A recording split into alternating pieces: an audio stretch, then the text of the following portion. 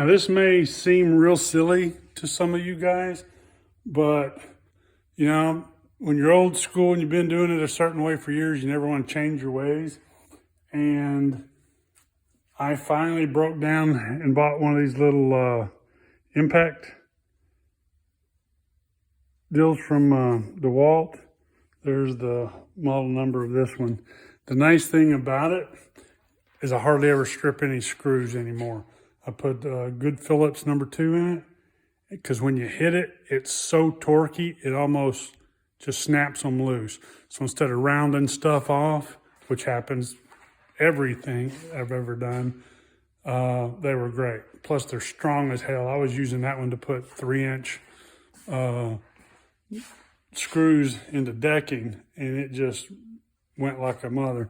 I've had old 18-volt stuff for a while and worked fine, but once I got a 20-volt, the power and that, but this will just, it'll drive. I drove lag bolts into railroad ties.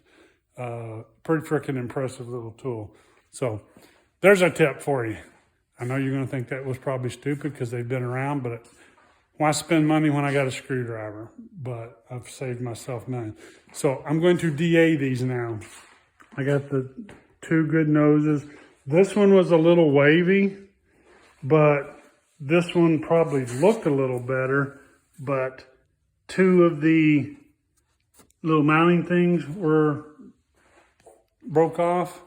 Again, you can fix them, but I've got enough here. So I'm gonna do 2 of these just to see which one turns out better. So I'm gonna use DA 80 grit, and because it won't hurt the plastic and it won't leave scratches in it. It just removes all the paint. But what you gotta do is you gotta stay off these creases. Don't run along there.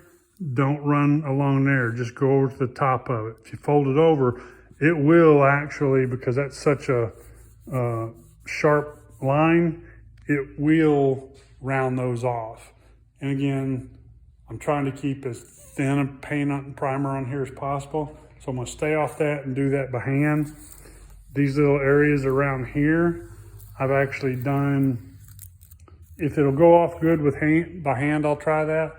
I might even try a little bit of stripper in there because I've done it before and used these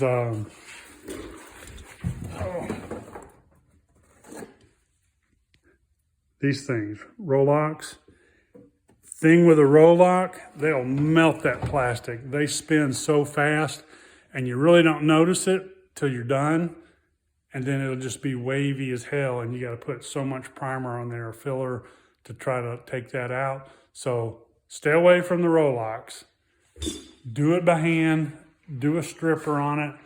I try not to use a stripper because something, I don't know, it's just always concerned me with it being stuck in a crack or, you know, reacting with something. So I've tried to stay away from the chemical stuff. Turn music on, put your headphones on, sit there and hand sand it if you have to. That's what works. And that's it. I'm gonna work on that a little bit. Nothing to see there. DA, 80 grit. It'll take it right down. I'll shoot a couple pictures here in between. Okay, been doing a little bit of sanding. Again, this is just 80 grit.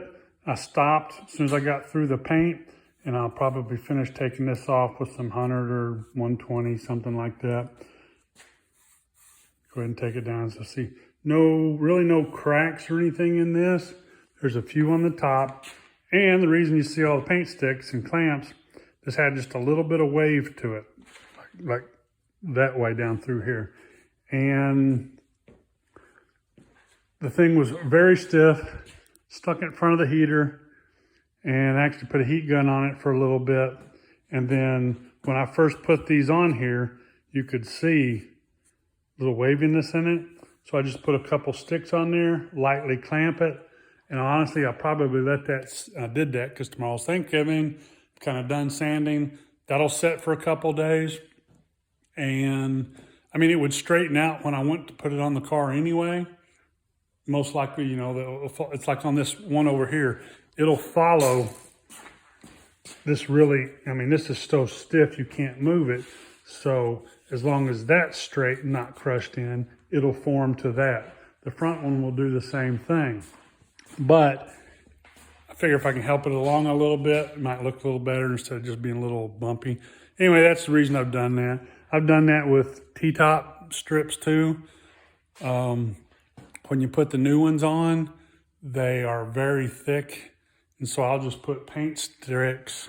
Let's see if I can get up here and show you. I'll put paint sticks right along here, clamp them down, and pull it out in the sun, let it sit for a while. And that's, I mean, it could do the same thing as putting the tops on, but you can't get the tops on. Once I get it mushed down a little, then I just lay, I mean, I've had some pretty thick ones, and I just kind of lay my body up on it and clamp it, then park it in the sun. And after, well, I'll say a couple weeks, that's what they'll tell you, but it actually take a couple months to where you can pop them off and on easy.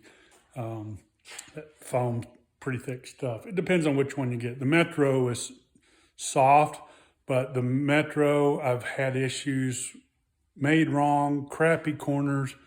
And then the other one, it's not OER, it's the other one. I'll look it up later when we get to that point.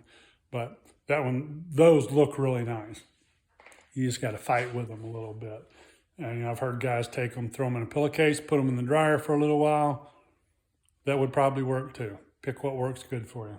But that's the reason for the paint sticks. I am probably going to be done. I went out and checked on the meat smoking. So kids will be here soon, and I'm probably going to be done for today. Oh, one other thing I did a little sanding on this. So it was all pretty red, right? It's in a breakthrough. There's the original stuff. But what I'm going to do is go back. I just see how far I could get. I'm going to sandblast where my thumb is. I'm going to sandblast that. I'll probably sandblast in there.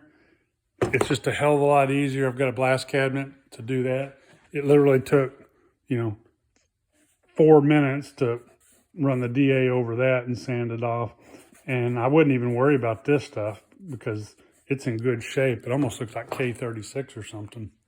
But I'm just going to work on these little pieces, and I probably won't do anything for a few days. We'll just see how it goes. See if kids decide to stay the weekend or whatever. But that's fine. I got plenty of little projects, and I'm going to take a break for a while. See you in a bit.